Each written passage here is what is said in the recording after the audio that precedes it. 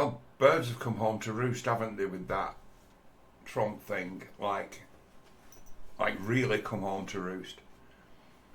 There's an angle you can look at it. Trump arrived on the scene in politics in 2016, and since then he's been public enemy number one, hasn't he, in the media. It's the media that are doing it. Amongst people, you talk to people who are diverse, and you've got it like the working class man who would generally be turned off by, a billionaire is going to be taken. That's just great, isn't it? They see him more as, well, he talks a lot of sense. He's kind of a decent bloke, isn't he? It's like he's kind of won over the working man everywhere. Even my dad quite likes him. And that'd be no small thing. It's like, if you can win over my dad, he's like a weather vane in some regards, as to who can touch base with the working people, the ordinary people, the people who vote, the people whose vote you need to win. Trump has been able to get them on board, even though he's a billionaire, and he's made an enemy of all the millionaires in the media and politics. He's messing up. He's messing up our plans, and it's a matter of, they've only got plans in their minds. They've got no idea. They're ideologues. They like to make the world a better place, but their way of making it a better place is to destroy everything that's got value, to remove the foundations from under society that has made it so it's successful in a way that we have running water and a reliable electricity supply. They are that bad.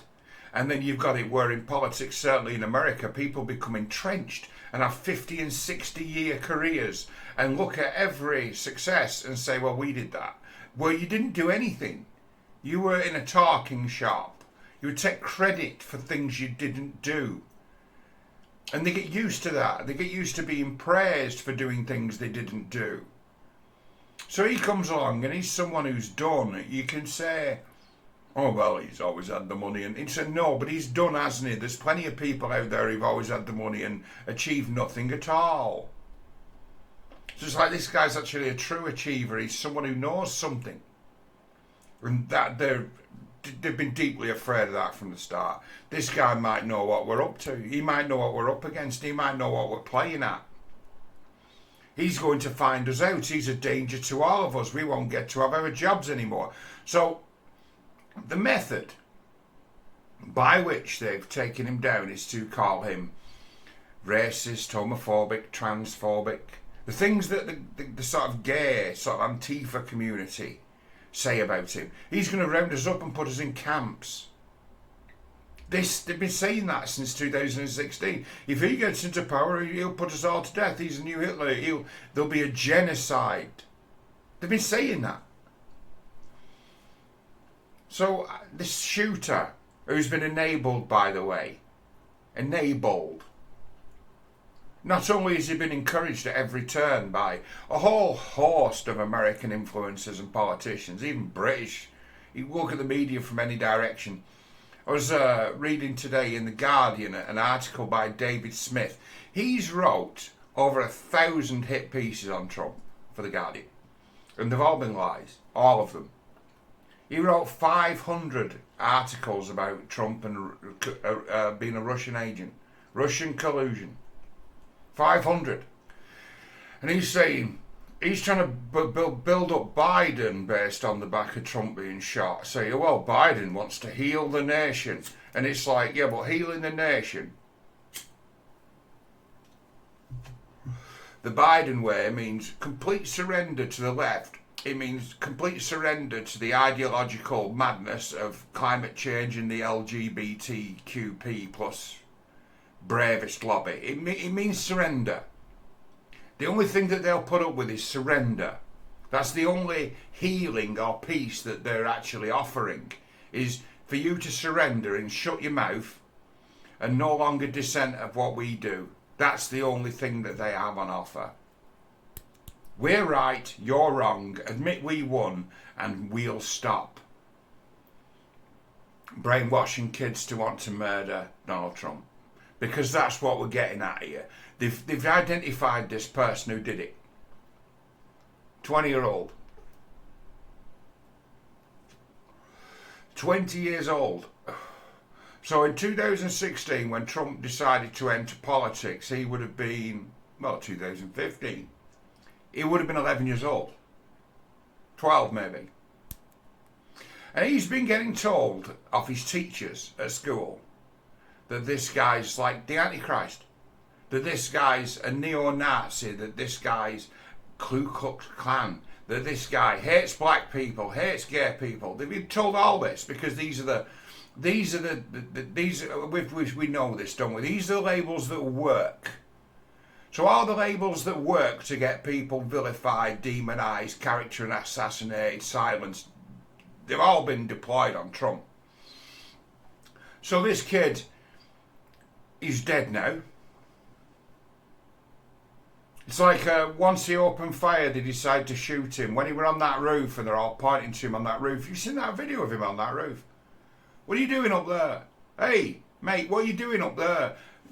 Cops, there's a guy on the roof with a gun there. What are you going to do about it? What are you doing? He's allowed to get his shots away before they return fire and instantly kill him, so we never get to hear his side of the story. How about that? Enabled and then executed. Well, I'm not saying that he's an agent or a spy. He's too young, isn't he, to be a merc? What do you think, 8 or 9 years of indoctrination, brainwashing, to be told that this man is the sort of core or crux of all that's wrong with society? And then you see it in recent times where Joe Biden's just shown his true colours, and if you let him speak and put him in the spotlight, they can't cover up for it anymore, that he's just not right. He's running on a false premise, has always run on a false premise. He says that he saw that, what went on at Charleston, weren't Charleston, were it? But that where Antifa turned up, and the right, the old Richard Spencer right, they all turn up with the tiki torches. Those dicks. Biden says he saw that on television, where Trump said, you know, that there were fine people on the these racists were fine people. Didn't happen. It's not what he said. You've got to cut it and edit it for it to say that. But Biden says that that's what encouraged him to re-enter politics, that this man must be stopped. So Biden's run on, I'm not Trump, I'll stop Trump, and I'm the only thing that can save you from this guy. He ran the same campaign as Paul Warren in Rochdale to get rid of George. He did. It was a Biden campaign. At least I'm not George Galloway. But who are you? No one's heard of you. You've got no footprint online. We've never heard you speak because you don't speak. We don't know. You've never opened your mouth. You've never debated anyone. We don't know that you're not just a puppet. Someone who likes the idea of being an important person. But I'm not George Galloway. Same campaign. So when he's definitely the nomination, he's started to creak. Oh no, Biden's not going to be able to stand. He's the only thing that stands between us and the genocide that would be a second Trump presidency. We've got to do something. So you vilify and demonize a good man, Trump. Seriously, a good man. A pragmatic sort of guy. Doesn't want war. Trump understands the geopolitical situation, certainly in the Middle East and with Russia, better than any politician who's come before him. Russians get to talk to Trump and they're like, oh my God, you're not a fanatic. You actually understand the situation. You understand the stakes. You understand the stakes of this. You understand what we're talking about. Oh, thank God, someone who we can negotiate with. Well, you've got your Bidens of this world. No, we're not going to negotiate. We don't negotiate with scum. So he understands these situations better. He can keep us out of wars, Trump, because he understands the stakes. Not the situation, he understands the stakes. And that's the danger. It's more about the pride and ego of the class of people who like to think they're in charge. But if you check life on the street, they're not in charge of anything. There's just so many things they ignore. Anything that they have control over just becomes something else they lie about. So he comes along and he addresses this. And so he's a threat. And for 9 years, the kids have been indoctrinated that it's the end of the world if Donald Trump gets in power. He's a climate change denier. He's going to destroy the world. And then you start wondering what's going on. Because I say, if you just ask me, you just have to do one thing and you can save the world from an existential evil. Wouldn't it be wrong of me not to act? They've brainwashed the kids. And they've done it not over a period of weeks. They've done it over the period of a decade. Where some kid, who was likely a good kid, thought that it was him doing his civic duty to kill Trump. And the media have done that. Now, Donald Trump got him, they've tried to criminalise him over what happened on January the 6th. A stolen election, in my opinion. A stolen election, without a shadow of a doubt. But to say that is a taboo. To say that, oh, well, you deny democracy. It's like, no, you do. You deny us the vote. You're fixing our elections. You deny democracy by not letting the people decide. Election interference, the likes of which you wouldn't believe to be true in a democracy, but apparently the defenders of democracy have the right to pull the plug on it and interfere with it. Black pill fought in this country just had a general election and something like 55% of the people voted. That's not democracy. Disenfranchised 45% of the country. That's not democracy, is it? Donald Trump has brought democracy back to life. Why? Because people who wouldn't have ordinarily voted, saying both sides are the same, two cheeks of the same arse, just calling what Galloway says. Well, America's been that. Imagine having a choice between John McCain and Barack Obama. Would you have turned up and voted for either or one of them? I wouldn't have done. Obama was supposed to be the one who broke this cycle of no one to vote for. He just radicalised the core of the left. He just enabled the craziest of the crazy. He just became imaginary friend to millions. And he destroyed it. And that's why you got Trump. Because Obama destroyed it by giving a false hope of change when he was just a younger, better looking puppet. So they've spent 10 years demonising Donald Trump, and again it's never said, nothing bad is ever said about Obama. I've been for years since he got in saying this guy's fake. Where did this guy come from? How come everybody was immediately on side with this guy the minute he showed his brown face? Why, when he has very little to say, very little of substance? Just in essence, to my mind, just someone who politicised the race card. I'll go as far as saying that because Obama never did anything, as far as I'm concerned, for anyone but Obama. He made the world a much worse and more dangerous place. Obama was ostensibly brought in to end the wars in Iraq and Afghanistan, and he expanded them. He was their guy. And that lie that was sold to the American public, 8 years of Obama. That's why you've got Donald Trump in politics. That's why. Oh, and also the Scottish. What? The Scottish government have got a lot to answer for by Donald Trump becoming a politician. You see the campaign the Scottish government ran against him when he complained about them wanting to build a wind farm on the edge of one of his golf courses. And he fought them. And they set about a campaign to demonise him. He's up against Alex Salmond and Nicola Sturgeon, who were trying to say, this guy's crazy, this guy's senile, this guy's not right in the head, was the way the Scottish government dealt with Donald Trump when he made extremely valid cases to say,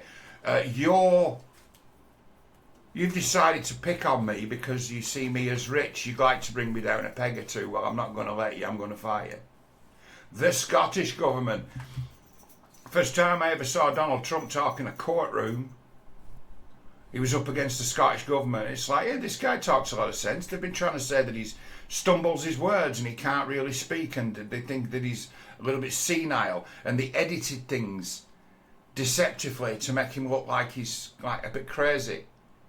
The British media did that to him, and the Scottish government tried to punish him for having invested money in the country, a lot of money.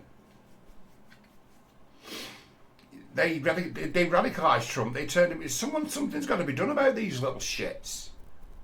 Next thing you know, he's running for president after having a big run-in with the Scottish government. And it's like, when he was running in with the Scottish government, I'm like, well, at that time I used to go to Scotland about once a fortnight and found it to be an absurd place.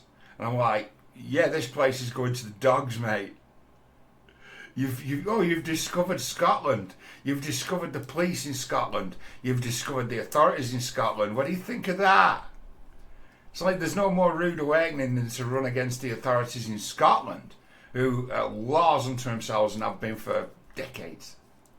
Scotland's a place where fairness and law and order and justice doesn't exist. They'll come down hard on you, but they won't do nothing about all them drug dealers and panhandlers in the street. All that aggressive panhandling and aggressive begging on the streets of Scotland. You think that's gone away? No. You know, by proportion of population, Scotland is the drugs death capital of the world, but you don't hear the Scottish nationalists talking about that, do you? Go and look it up. It's been true for 30, 40 years.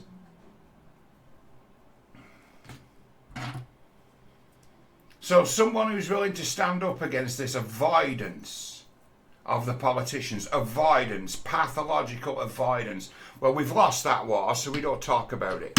We can't do anything about that. We've worked that out, so now we go for this talk and politics.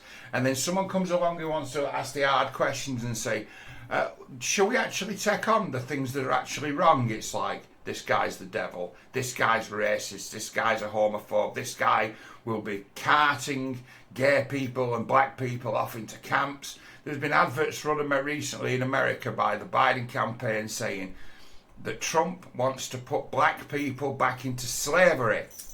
Really? Running on television. Not on the internet, television. And it's like, these have been running on television, but they're hard to find on the internet. It's like, yeah, because they've been focusing on the people who don't go on the internet, and they've been bombarding them with television. It's like there's a massive proportion of the population of the world who don't use the internet. Never picked up on it, never just avoid it. Oh, that internet, because it's been discredited by the television media. Oh, well, did you read that on the internet? See, boomers when they say that, oh, so where did you hear about that on the internet? All right, well, it didn't happen because it wasn't on television. People who've been raised by the television, they tend to think of it as daddy. They don't go on the internet. So they never find out. So what's the proportion of people of that generation who don't go on the internet? It's probably half. Running commercials saying that Trump wants to put black people back into slavery. So, in some regards, what choice did that kid, being a good kid, have but to try to assassinate the devil? Try to save the world? You see how rowdy Antifa are? You know, Britain's Foreign Secretary, David Lammy, is one of the most ridiculous people I've ever heard speak. He's a joke. He's been a joke since he first started. Mastermind, infallible, Harvard-educated David Lammy. He's called Trump a neo-Nazi and a member of the Ku Klux Klan in recent years. Harvard educated. I'm the Harvard educated descendant of black slaves. It's like, no, I think you're a